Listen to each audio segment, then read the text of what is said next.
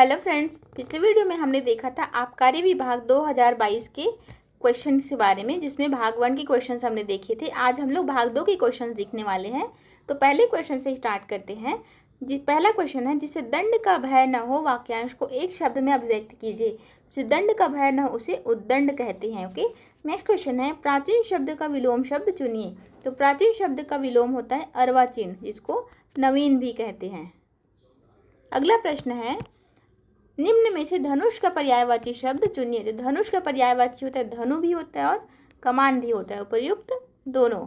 अगला क्वेश्चन है, ना मैं किसी की खाली स्थान करता हूँ और ना किसी से कोई खाली स्थान रखता हूँ। मतलब ना मैं किसी की उपेक्षा करता हूँ और ना मैं किसी से अपेक्षा रखता हूँ। अपेक्षा करना मतलब उम्मीद करना। अगला प्रश्न है, यह बड़ी खाली स्थान की बात है कि आपकी बेटी का विवाह होने जा रहा है। तो यह बड़ी खुशी की बात है कि आपकी बेटी का विवाह होने जा रहा है। नेक्स्ट क्वेश्चन है, बहुत बोलने वाला, इसके लिए आपको एक शब्द बताना है। तो बहुत जो बोलता है उसको वाचाल कहते हैं। इसका विपरीत शब्द क्या है? विलोम शब्द। जो कम बोलता है उसको मितभाषी कहते हैं। ओके, अगला प्रश्न है, तम शब्द का विलोम शब्द चुनिए। तम मतलब होता है अंधकार, तो अंधकार का विलोम क्या हो जाएगा? ज्योति। ओके, अगला प्रश्न है, शब्द वस्त्र का पर्यायवाची शब्द चुनिए। वस्त्र मतलब होता है कपड़ा।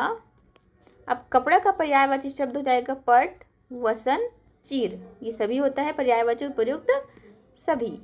अगला प्रश्न है, खाली स्थान सुमिरन सब करे, खाली स्थान करे न कोई।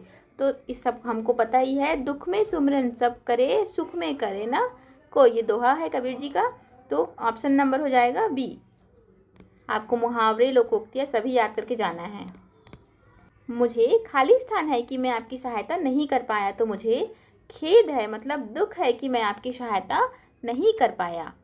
अब देखिए यहाँ पे अपठित गद्यांश दिया गया है, जिसमें से आपको 10 प्रश्न दिए गए हैं टोटल। मतलब 2 गद्यांश दिए गए हैं, प्रत्येक से 5-5 प्रश्न दिए गए हैं। तो आपको अपठित गद्यांश की भी तैयारी करके जानी है। इसको मैं अभी सॉल्व नहीं करा रही हूँ, आप इसको स्क्रीनशॉट मार के देख लीजिएगा वीडियो पॉज करके, ठीक है। तो डायरेक्ट हम आते हैं भाग 3 पे।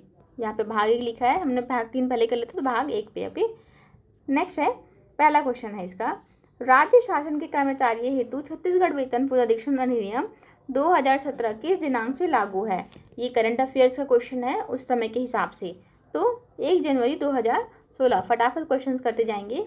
यदि पति पत्नी दोनों शासकीय सेवक हो तो महंगाई भत्ते की पात्रता किसे प्राप्त होगी? तो महंगाई भत्ता मिलेगा वह पति एवं पत्नी दोनों को मिलेगी, बट पृथक पृथक मिलेगी उनके वेतन के अनुसार। ओके, थर्ड क्वेश्चन है, यदि शासकीय सेवक को गोपनीय प्रतिवेदन पर प्रतिकूल टिप्पणी प्राप्त होने के दिनांक से कितने दिवस के भीतर प्रतिवेदन देने की स्वतंत्रता होगी? तो ये हो जाएगी 3 माह के भीतर। नेक्स्ट क्वेश्चन है, यदि यात्रा भत्ता की गणना के लिए शासकीय सेवकों को कितने श्रेणियों में वर्गीकृत किया गया है? तो ये है आता है आपका 5 श्रेणी में। नेक्स्ट क्वेश्चन है, शासकीय कर्मचारी को शासकीय कार्य हेतु हवाई यात्रा की अनुमति देने का अधिकार किसे है? मतलब यदि हम अगर हवाई यात्रा में ट्रैवल करते हैं तो उसका अनुमति कौन देता है? तो प्रशासकीय विभाग देता है। प्रश्न है, चिकित्सा व्यय प्रतिपूर्ति हेतु आवेदन निर्धारित प्रारूप में व्यय किए जाने की तारीख से कितने माह के भीतर प्रस्तुत करना अनिवार्य है? तो ये हो जाता है 6 माह के भीतर। अगला प्रश्न है, आबकारी उप निरीक्षक के पद पर भर्ती हेतु पुरुष अभ्यर्थी की न्यूनतम ऊंचाई कितनी होनी चाहिए? तो यह आपके नोटिफिकेशन में लिखा होता है। तो ये हो जाता है आपका 165 सेंटीमीटर। महिलाओं के लिए यह होता है 153 सेंटीमीटर। नेक्स्ट क्वेश्चन है, शासकीय सेवक की प्रथम पुत्री की विवाह हेतु स्वीकृतकर्ता अधिकारी शासकीय सेवक की सामान्य भविष्य निधि से विशेष परिस्थिति में कितनी राशि स्वीकृत कर सकते हैं? मतलब जब प्रथम पुत्री का विवाह होगा तो कितनी राशि प्राप्त होगी, ये आपको बताना है। तो ऑप्शन नंबर सी, उपयुक्त दोनों में से जो भी कम हो। मतलब 15 माह के वेतन के बराबर राशि या जमा राशि के 75% के बराबर।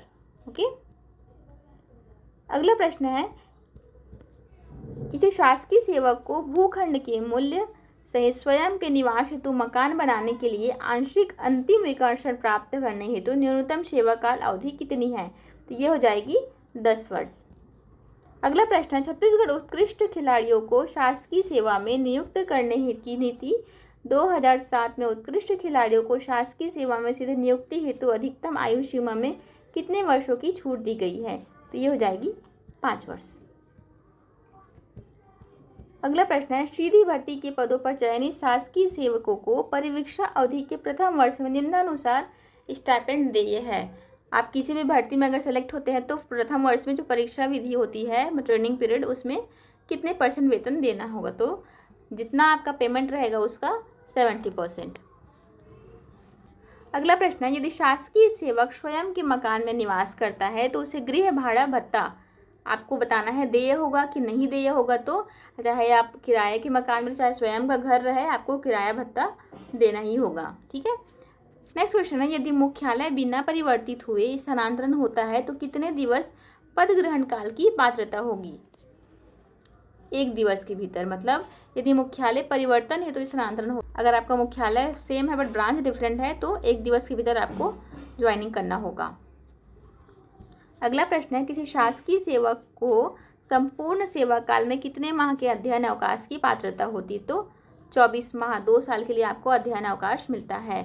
नेक्स्ट है, किसी शासकीय सेवक की अवकाश लेखा में 1 वर्ष में कितने दिनों का अर्जित अवकाश होता है? तो 30 दिवस।